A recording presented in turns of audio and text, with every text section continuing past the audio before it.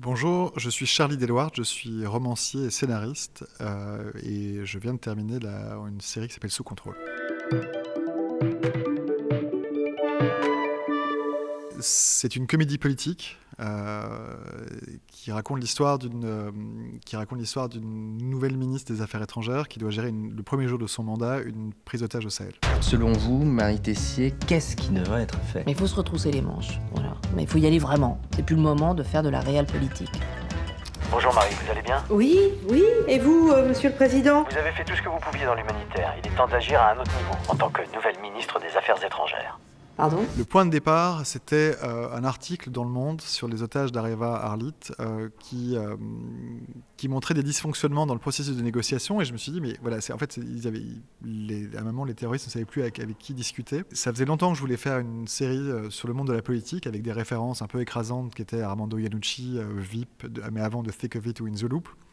Et c'est un monde qui m'a toujours fasciné par sa complexité. Et donc l'idée est née de là, de faire un récit sur la complexité de la fonction politique. On a tous un avis là-dessus, sur la politique, et tout d'un coup mettre un personnage qui se retrouverait du spectre opposé, pas tant même le civil que l'humanitaire, un autre mode de fonctionnement, comment elle arrive à gérer, ou comment elle arrive à intégrer les codes, ou à faire fonctionner sa boussole intérieure qui a toujours été basée sur l'urgence, la vie humaine, dans un monde qui est comme une sorte d'équation complexe, changeante, qui est nouvelle pour elle.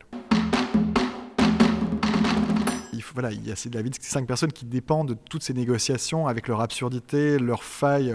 Le tragique, c'est l'issue qui la détermine. Le comique, elle est inhérente à chaque secteur. On a même décidé pour cette raison de faire une double comédie de bureau, une dans les murs du Quai d'Orsay et l'autre au Sahel, parce qu'en fait, même une organisation terroriste a ses codes, son mode de fonctionnement. Moi, je me suis beaucoup documenté sur la série. On ne peut pas le montrer, ce qui est vrai, ce qui n'est pas vrai là-dedans, mais beaucoup de choses sont vraies. Et en fait, je lisais des comptes rendus de détention d'otages, et parfois, ils croyaient qu'une personne était plus là pendant une semaine et qu'elle s'était fait dézinguer par l'organisation. En fait, elle avait posé une semaine de vacances.